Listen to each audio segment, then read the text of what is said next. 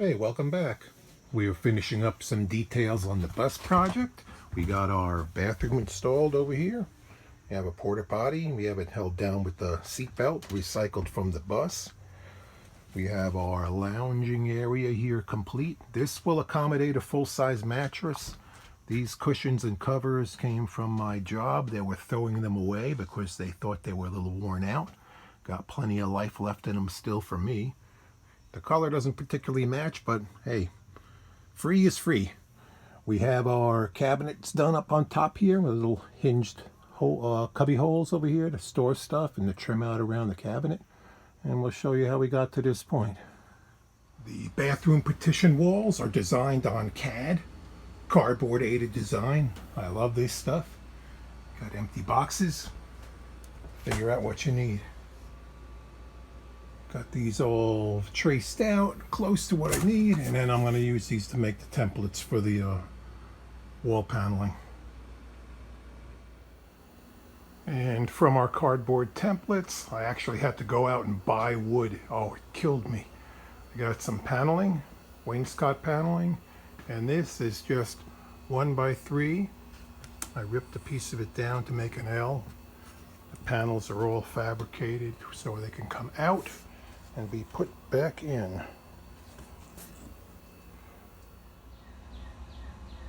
I needed some place to attach the wall to the back of the seat, so I disassembled the seat, slid off the foam, and screwed and glued on a piece of wood to the back of it, so I'll be able to screw into the back of this to attach my partition wall, and then put the foam back on, thin the foam out about a good inch or so, inch and a half.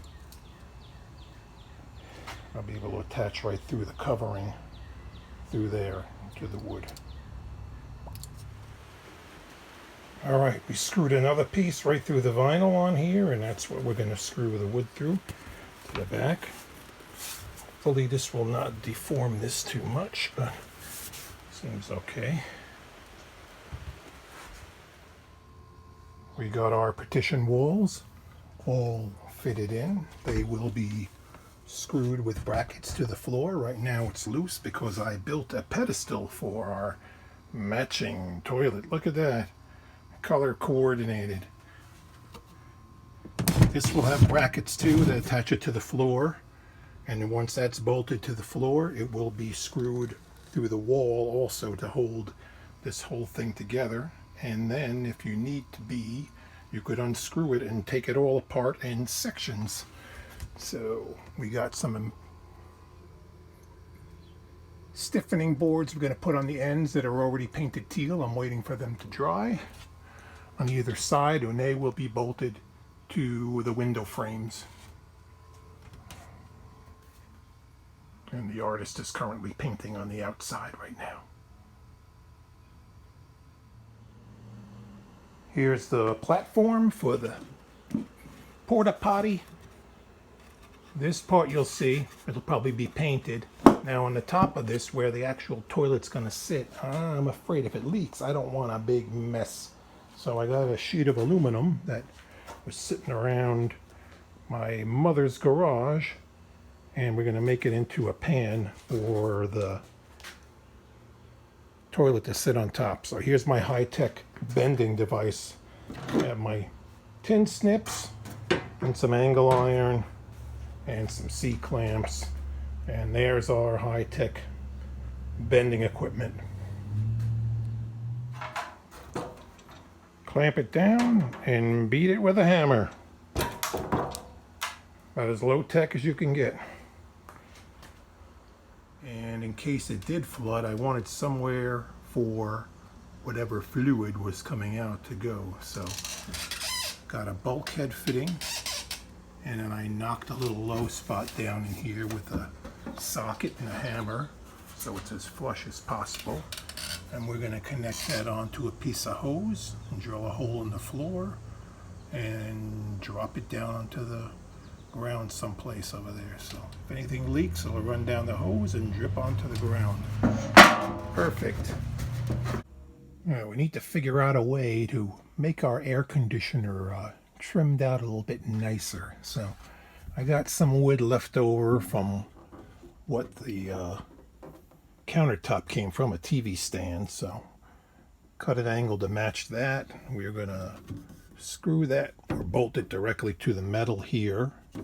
Make a trim piece that's gonna come across that.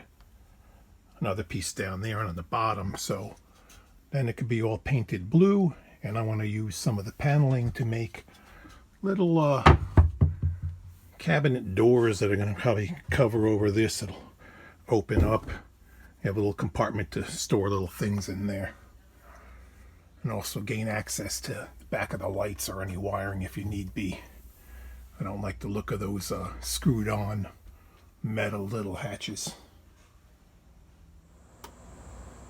Okay, our little cubby doors are just made out of 1x3 fairing strips that were ripped down and then mitered and will be glued and nailed together. Now we did all our high-tech woodworking with a miter box saw and an old circular saw over there.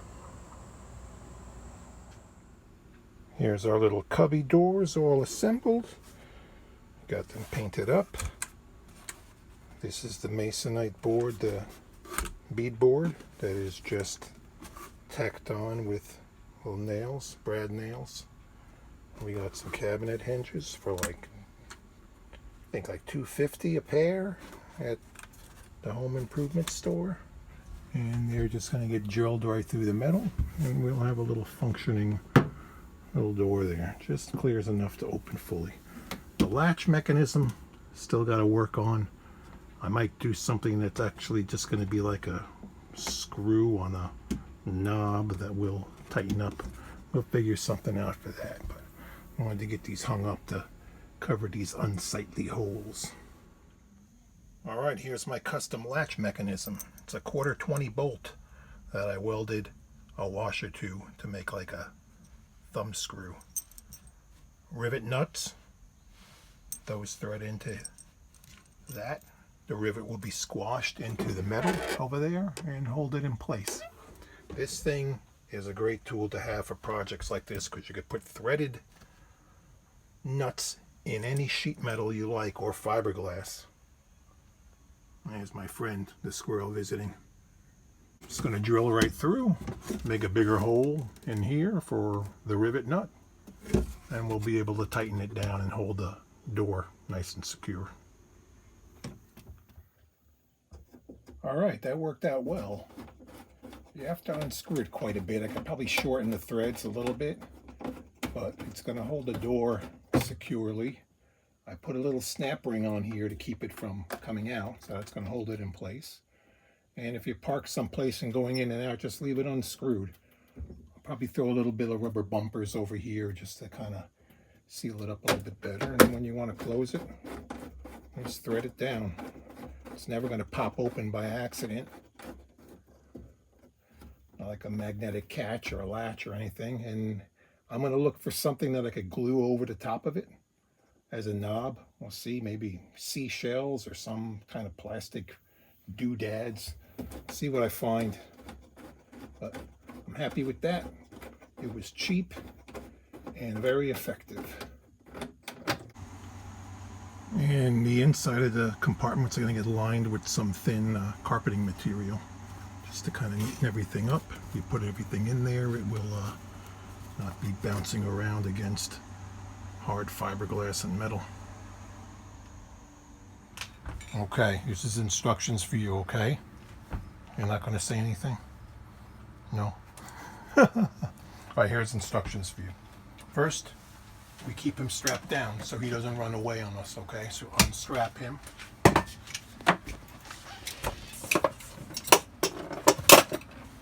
Okay, and then you open him. This will flush.